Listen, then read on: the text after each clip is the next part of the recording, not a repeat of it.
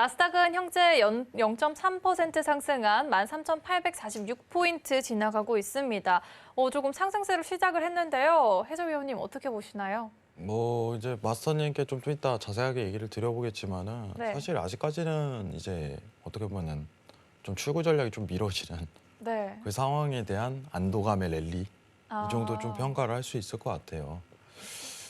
근데 시장은 항상 긴장을 해야겠죠. 지금 나오는 내용에 대해서 좀 집중을 해야 되는데 앵커님께서 시작할 때 이제 G7이죠. 정확하게 15% 법인세 관련해 갖고 G7에 대한 내용을 얘기를 했어요. 네, 그렇죠. 사실 이제 지금 미국의 상황은 아니죠. 정확하게 얘기를 하면. 근데 그 G7에 대한 내용 자체는 조세 회피성에 대한 우려, 합의점을 좀 찾기 위한 돌파구고 좀 더 중요한 어떻게 보면 법인세가 있죠. 미국 자체적으로 이제 공화당과 합의하는 인프라 추진 법안. 이 부분 좀 집중을 해야 될 것 같아요. 자, 네. PPT 한번 보면서 얘기 드리도록 합의 하겠습니다. 과정이 조금 쉽지 않을 것 같아요. 근데 쉽진 않은데 사실 이제 공화당하고 민주당하고 사실 굉장히 격돌이 많은데 지금 여러분들이 아셔야 되는 거는 바이든 정부가 한 발 물러섰어요. 내용이. 네, 조금 양보했나요? 참 이게 애매모호해요, 여러분들. 왜냐면은 사실 이제 가족 계획도 좀 실행력이 불분명한 상황이에요, 이대로 가면은. 네. 일전에 가족 계획에서 슈퍼부양책이다 뭐다 해갖고 얘기가 나왔었는데 네, 준비한 게 되게 많았었는데 네. 점점 축소되는 그런 느낌이 들어요. 네, 좀 축소되는데 이 부분 내용 정리를 살짝 요약을 한번 제가 해드리도록 하겠습니다. 네. 사실 지금 내용 왼쪽 보시면 아시지만은 바이든이 인프라 법안 발의놓고 여야 관련해 갖고 합의점을 빨리 이루려고 시도를 하고 있습니다. 근데 이제 심사 과정에 돌입을 하는데 내용 정리만 하자면은 이제 1번 순서대로 좀 정리를 할게요. 자, 백악관과 공화당이 의견 차이를 좁히고 있는 과정 중입니다. 현재. 자, 2번은 조맨친 상원의원은 수일 내로 인프라 법안에 대한 초당적 합의에 도달할 수 있을 거라고 자신합니다. 자, 초당적 합의가 뭐예요? 조금 긍정적으로 본 건가요? 지금 생각. 초안이죠. 어떻게 보면 초안. 초안적이라고 좀 생각하시는 게 좀 편할 것 같아요. 초당적 네. 합의인데 확실한 패스는 아니지만은 일부에 대한 합의 자체를 빠르게 좀 진행하는 그 과정이라고 생각하시면 편할 것 같아요. 자, 세 번째는 뭐냐면은 정말 예상보다 빠른 겁니다. 원래 사실 시장에서 예상하는 건 10월 전에는 패스가 좀 돼야 된다. 네. 이렇게 좀 생각을 하는데 생각보다 빠르고 제일 중요한 게 합의한다면 부양책 규모는 1조 달러 안팎이 될 전망. 이렇게 표현하고 있어요. 굉장히 금액이 줄어들었죠. 네, 확 네. 낮춰진 것 확 같아요. 낮춰졌어요. 네. 상황이. 그런데 이제 어떻게 보면 리포트에 대한 내용 자체를 본다면은 지금 이 내용이 주식시장에 그렇게 좋지가 않다 이렇게 좀 평가를 하고 있어요. 사실 주식시장이 좋지 않다. 인프라 보완에 대해서 빨리 패스를 하면 그렇게 좋은 거 아닌가요? 라고서 평가할 수 그러게요. 있겠죠. 저도 궁금한데 왜 좋지 않은 거죠? 자, 이게 애매모호해요, 사실. 왜냐면은 이제 국채를 발행해 갖고 어떻게 보면은 세금도 늘리면서 국채를 발행해 갖고 이제 슈퍼부양책을 진행하려고 했는데 네. 미국의 정부는 사실 돈이 없어요. 제일 문제가 돈이 없습니다, 정부가. 네. 돈은 누구한테 있냐? 중앙은행에 있겠죠. 그래서 중앙은행이 지금 출구 전략을 모색하려고 그 가능성을 시사하는 가운데 그죠? 네. 어떻게 보면은 미국이 정부가 조금 중앙은행에 대한 출구 전략을 좀 간보는 게 아닌가. 왜냐면은 채권 발행을 어떻게 보면은 더 늘릴 수는 없는 상황이기 때문에 그러면은 출구 전략도 딜레이가 되겠죠. 상황이. 왜냐면 채권 매입을 계속해야 되는데 출구 전략이라는 것 자체가 중앙은행이 미국 정부한테 채권을 더 어떻게 보면 덜 사도록 시도를 하는 건데 조금씩 줄여나가는 건데 인프라 법안을 해가지고 이걸 해버린다면 네. 줄일 수는 없어요. 세금을 내리면서. 그러면 금액을 줄여야 되는데 발빠르게 좀 바이든 정부가 이렇게 진행하는 경향이 있지 않을까. 결국은 뭐냐면은 빠른 합의라는 거는 어떻게 보면은 좀 통화 정책에 대한 가능성, 출구 가능성, 그걸 시사하는 게 아닌가. 이런 내용이 조금 오고 가고 있습니다. 근데 최종 결론은 그래요. 이게 주식시장이 좋냐 안 좋냐에 대한 평가 자체만 내린다면은 그렇게 썩 좋은 현상은 아닙니다. 여러분들. 어쨌든 금액도 줄어든 거고, 그죠? 이제 채권에 대한 발행량도 줄어드는 거고, 그러면은 채권량에 대한 발행량이 줄어든다는 거는 중앙은행에 대한 통화 정책이 좀 더 빠르게 진행될 수 있다는 하나의 가능성 시사겠죠. 다 연결돼 있네요. 다 연결돼 있죠. 이렇게 연결되기도 힘들어요. 중요하지 않을 수가 없어요. 네, 내용 한번 다시 보도록 할게요. 네. 일단은 여러분들 이제 바이든 대통령이 한 발 물러선 거예요, 사실. 원래 이제 지금 블루웨이보다 뭐다 해갖고 사실 민주당 쪽이 상원이랑 하원에 대해서 장악을 하고 있다 이렇게 표현은 하지만은 공화당이 좀 딜레이 시킬 수 있는 경향은 있어요. 그러면은 바이든 정부 입장에서는 굉장히 안 좋은 현상이에요. 빠른 합의, 빠른 진행. 이게 사실 숨통을 좀 더 트일 수 있는 경향이 아닌가 이렇게 판단하고 출구 전략과 어떻게 좀 맞췄을 가능성이 굉장히 높다고 평가를 하는 거죠. 근데 아직 이제 심사 과정이에요. 사실상. 네, 확정은 아니죠. 제일 중요한 거는 심사 과정이고 네. 이러한 어떤 가능성이 시사되는 가운데 오늘의 시장은 어떤 영향이 있을까 이 내용 가지고 사실 우리가 지난주에 이제 안도의 랠리라고 좀 표현하잖아요. 고용 지표가 네. 안 좋게 나온 게 참 아이러니한 상황이에요. 미국 경제는 아직 회복하지 않았다고 표현을 하고 있지만 증시는 안도의 랠리로 올라간다. 참 네, 이런 과정을 지금 좀 상황에서만 좀 어떻게 보면 표현될 수 있는 방식인 것 같아요. 네. 상황이. 근데 오늘 주 내용은 이건 것 같아요. 이제 조만간 이 내용 자체가 화제가 될 가능성이 굉장히 높은데 먼저 이렇게 짚어주셨네요. 저희 이제 백티리 성분은 먼저 이제 알아야죠. 항상. 저희는 가장 발빠르게 이슈를 탁 짚어서 그렇죠. 전해드리고 이제 있습니다. 이게 아예 주 포커스가 좀 되지 않을까 앞으로는. 어차피 이제 지난주 고용지표 관련해 갖고 내용은 이미 지나간 내용이잖아요. 네. 다음 주 어차피 이번에 페드 회의 있는데 페드 회의 내용이 뻔해요. 지금 각종 언론에서 페드 회의 가지고 이제 이제 외신을 평가하는 데서 페드 회의 가지고 지금 평가를 한다면은 네. 정말 한 발 늦은 겁니다. 이미 고용 지표에서 발이 나왔어요. 내용이 불보듯 뻔하겠죠. 여러분은 확실하게 인지하셔야 돼요. 그러면은 이제 앞으로 이슈가 될 이제 사건은 좀 인프라 법안에 대한 축소, 그 가능성 시사 아닌가 이런 부분 좀 체크해야 될 것 같고 이게 사실 나온 지 얼마 안 된 거예요. 하루가 채 안 된 내용이기 때문에 이 부분 관련해서 시장에 대한 영향력은 얼마나 발휘될 수 있는지 이 부분 마스터님과 한번 얘기 자세하게 나눠보도록 하겠습니다. 이상입니다. 네, 오늘 또 큰 이슈 먼저 설명해 주셨습니다. 인프라 법안 축소가 가장 중요한 뉴스거리라고 하니까요. 이 부분 집중하시면서 들어주시기 바랍니다. 네, 그럼 다음으로 마스터님과 함께 나스닥 뷰 들어보겠습니다. 마스터님 준비되셨나요? 네, 준비됐습니다. 네, 그럼 시작해 보겠습니다. 팻말 준비해 주시고요. 카운트다운 들어갑니다. 3, 2, 1 들어주세요. 매수로 짚어주셨어요. 매수를 이렇게 흔들어 주셨는데 이유가 있으실까요? 근데 솔직히 이제 뭐 시장 자체가 현재 네. 움직임도 그렇고 해서 뭐 다들 매수 들지 않을까 이렇게 하는 이제 생각도 추세를 이렇게 따라가신 건가요? 네, 일단은 뭐 이제 방향성도 그 생각을 하고 있고 그냥 네. 어떻게 보면 제스처 한 번만 해드린 겁니다. 네. 자, 일단은 먼저 오늘 이제 매수를 들었으니까 또 어떻게 뭐 시장가로 들어갈 수는 없는 거죠. 그렇죠? 그쵸. 네. 그러면 여러분들 하나 알아야겠죠. 자, 과연 어디서 들어가는 게 좀 가장 합리적인 타점일까? 자, 오늘 말씀드리겠습니다. 나스닥 자리값. 자, 보겠습니다. 오늘 나스닥 13,780에서 매수 대응 적극적으로 권해드리고 싶습니다. 네, 여러분들. 13,780이요? 네, 13,780입니다. 네. 제가 발음이 조금 셌습니다.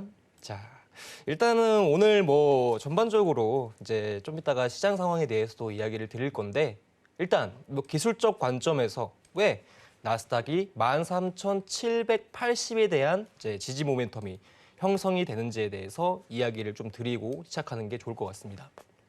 자, 일단 우리 그 아나운서님과 이제 해설위원님과 함께 이제 좀 기술적 분석에 대해서 이야기를 좀 나누면 좋을 것 같은데 네. 저는 기술적 분석에 대해서는 이렇게 생각을 해요. 사실 이제 뭐 사전적인 용어는 뭐 주가의 방향성을 본다, 그렇죠? 이런 뜻으로 되어 있는데 사실 올라가는 주가나 하락하는 주가는 누가 구별 못 하겠습니까? 그렇죠? 떨어지고 있는 거 뻔히 보이고 상승하고 있는 거 뻔히 보이고 그 나스닥 일봉 차트를 한번 크게 봤었을 때 뭐 전반적으로 여러분들 뭐 이거 특히 뭐 기술적 분석 할 필요가 없죠. 네, 네, 올라가고 추세가 있네요. 상방이다. 네. 네. 근데 제일 중요한 건 상방이더라도 네. 과연 어느 시점에서 들어가는 것이 가장 중요한가? 저는 이게 기술적 분석의 진정한 의미라고 생각을 합니다. 상방 중에서도 또 타이밍이 필요한 거네요. 그렇죠. 어디서 사야 될지가 제일 중요한 거죠, 사실. 네. 뭐 지금 고점을 갱신해놓고 떨어지고 있는 상황에서 서로 살 수는 없는 거니까요. 그래서 이제 사실은 이제 기술적 분석 관점에서는 제일 중요한 게 이 말 한마디면 모든 게 다 분석이 돼요. 반등을 잡자 또는 눌림목을 잡자. 반등을 잡자. 네, 맞습니다. 그래서 사실 이제 가장 중요한 거는 추세가 항상 여러분들 뭐 지금 나스닥 차트 주가에 대해서 이야기하는 건 아니고 상승을 하게 되면 그렇잖아요. 그렇죠? 상승 파동이 이루어지게 되고 계속 상승만 나올 수가 없단 말이에요. 네. 그러면 눌린단 말이에요, 이렇게요. 그렇죠? 한번 정리되는 매물, 출회 매물이 한번 발생을 하고 주가가 내려옵니다. 자, 상승에 대한 시점이 포착되고 주가가 조금 더 가격이 싸진 상황이다 보니까 우리가 어느 시점에서 매수를 할 수 있는가? 이 관점을 보고 우리가 타점이라고 하는 거예요. 여기 가격대에서 하면 정말 좋겠다. 이런 거죠. 올라갈 시점을 예상하는 거죠. 네. 그래서 사실 이제 이 기술적 분석을 얼마나 더 잘하냐. 이게 이제 사실 수익의 연결고리라고 생각을 하거든요. 네. 이상한 자리에서 잡는 게 제일 안 좋은 거죠, 사실은. 네. 어떻게 잘 들어가야 할까요? 네. 그래서 제가 오늘 이 부분에 대해서 좀 속 시원하게 얘기를 한번 드려보는 게 좋지 않을까 해서 또 좀 준비를 해봤습니다. 네. 기대됩니다.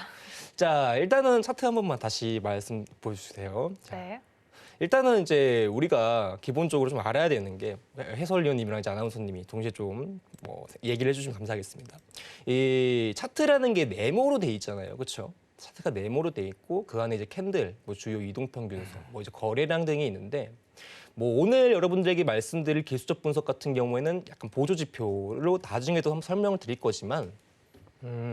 오늘은 좀 캔들 분석에 대해서 이야기를 해드린 게 좋지 않을까. 주가의 흐름은 어떻게 좀 가는가에 대해서 이야기 드리도록 하겠습니다. 일단은 아나운서님한테 말씀드리는 게 이게 뭐죠? 그러니까 이제 가격대 이런 식으로 이제 주가가 만들어져 있는 거잖아요. 그렇죠? 네. 이게 뭐 어떻게 보게 되면 Y축이고 이제 X축이라고 볼 수 있는데 이 X축이 의미하는 거는 뭘까요? 시간이겠죠. 네. 그렇죠. 뭐 일본 뭐 하루 이틀 뭐 이렇게 넘어가는 거고. 반대로 이제 Y축 같은 경우에는 가격이겠습니다, 여러분들. 네. 주가가 시간에 뭐 비례해서 얼마만큼 올라가는가. 그게 이제 주가에 대한 이제 움직임을 볼 수 있는 건데. 근데 사실 이제 우리가 매매하고 뭐 주식함에 있어서 사실상 이제 주가가 이제 이런 식으로 항상 일직선으로 계속 달려나갈 수가 없단 말이에요. 그렇죠. 이러면 얼마나 좋아요. 모두가 행복해지고. 그렇죠. 네. 네, 그렇죠. 근데 주가는 이렇게 일직선으로 갈 수가 없죠, 여러분들. 꼭 올라가기 전에 멈추더라고요. 맞아요. 그게 이제 또 좀 그래서 제가 이렇게 말씀을 드려요. 시간과 가격에 비례해서 절대 1대1 비율로 주가가 상승하지 않는다. 그래서 저는 항상 말씀드리고 싶은 게 가격과 시간, 이 비례 관식에서 항상 주가는 이런 식으로 올라가는 활골 형태가 항상 이루어진다고 생각을 하거든요. 네. 그렇죠. 그러다 보니까 주가에 대한 움직임, 주가에 대한 흐름은 항상 활골 형태로 간다. 그래서 항상 주가가 처음부터 스퍼트를 달릴 수 있는 게 아니고 좀 기나긴 시간 이후에 상승 시세가 나오는 거거든요. 그 시간을 어떻게 견디면 좋죠? 근데 뭐 사실 근데 이제 이거는 뭐 조금씩 분석은 다를 수가 있는데 네. 뭐 뭔가 미래성을 본다던가 기본적인 분석에서 봅니다. 자, 근데 사실 여러분들도 이제 어느 정도 알 거예요. 이 주가가 좀 기다리는 시간대를 이제 매집이라고 얘기를 많이 하거든요. 거래량이 막 쌓이고 시간에 걸려서 주가가 이제 초반에 상승 추세로 가는 이제 그런 이제 형태를 이제 수렴이라 하고 그다음에 이제 주가의 방향성이 나오는 것을 발산이라 합니다. 그래서 이 가만히 있는 모멘텀과 주가가 크게 움직이는 모멘텀 이걸 나눠서 수렴 그리고 이걸 발산이라고 얘기를 해요. 자, 근데 이거를 이제 주가를 통틀어서 볼 수는 있지만은 캔들을 통해서 본다면 더 확실하거든요. 예를 들면은 주가가 이런 식으로 움직이다가 이렇게 상승을 해요. 네. 그럼 캔들로 표현하게 되면 어떻게 표현이 될까? 간단하겠죠. 작은 캔들들이 이런 식으로 나오고, 그렇죠? 작은 캔들들이 이런 식으로 배열됐다가 큰 장대양봉 한 번을 그리게 됩니다. 맞습니까? 해설님 맞나요? 그렇죠? 너무 어려운데요. 좀 어렵습니까? 네. 네. 좀 쉽게 빨간불 설명해 들어갔습니다. 주시면. 네, 알겠습니다. 조금 더 쉽게 설명을 한번 해보겠습니다. 주가가 움직임이 없는 건 휴식기라고도 얘기를 해요. 네. 뭐 그 당시에 뭐 유동성이 좀 부족하거나 그 당시에 거래가 활발하지 않았기 때문에 뭐 주식에서 따지게 되면 그 종목이 아직까지는 뭐 시장에 관심 못 받고 있는 상태라고 볼 수가 있겠죠. 그러면 주가의 움직임이 계속 이렇게 움직일 거 아니에요. 천천히 움직이거나 아예 뭐 변동성 없이. 네. 자, 그렇게 되면은 이제 사실 주가의 움직임은 이런 식으로 이제 표현이 되겠죠. 그러다가 이제 갑자기 시장에 뭐 주요 재료가 나와가지고 팡 터집니다. 이때 추세가 터졌다고 얘기를 하는 거예요. 장대 양봉. 그렇죠, 그렇죠. 네. 근데 이제 이때 당시 캔들로 설명을 하게 되면 간단하게 되는 거죠. 캔들도 이렇게 나오지 않습니까? 그렇죠. 움직임 없을 때는요. 그 다음에 이제 추세가 던져졌을 때는 장대 양봉이 단다. 그렇죠. 네. 주가가 뭔가 천천한 흐름 이후 상승 시점을 보여주게 되는 겁니다. 즉 주가의 모양을 캔들로 비교했을 때는 이런 식의 모멘텀이 등장을 하는 거거든요. 근데 여기서 정말 중요한 거는 여러분들 한 가지 말씀드리겠습니다. 매집이 중요할까요? 아니면은 추세가 터지는 발산이 중요할까요? 아나운서님. 매집이 중요하지 않을까요? 네, 그렇게 볼 수 있는데 근데 매집에서는 방향성이 어디로 갈지는 아무도 몰라요. 매집을 하다가 하방으로 갈 수도 있는 거고 네. 반대로 상승할 수가 있는 거기 때문에 이 매집 상태에서는 대부분의 트레이더 분들이 건들지 않습니다. 아, 이건 아직 좀 위험하다. 쉬어가는 부분. 네, 쉬어가고 좀 이따 추세 보여주면 얘기 좀 해줘. 그러니까 이렇게 보는 거거든요. 좀 기다리는 거죠. 자, 근데 제일 중요한 건 이거죠. 매집 이후에 방향성 보일 때가 제일 중요해요. 근데 아까 아침에 여러분들 발산 나올 때 어떤 캔들 나온다고 했었습니까? 장대 양봉 들어서죠. 그렇죠.